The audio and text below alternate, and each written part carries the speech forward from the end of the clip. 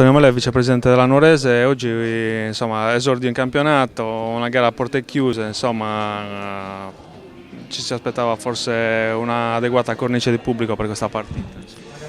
Sicuramente sì, giocare in queste condizioni alla prima di campionato dopo tanta attesa non è stata certamente l'esordio che tutti quanti ci aspettavamo.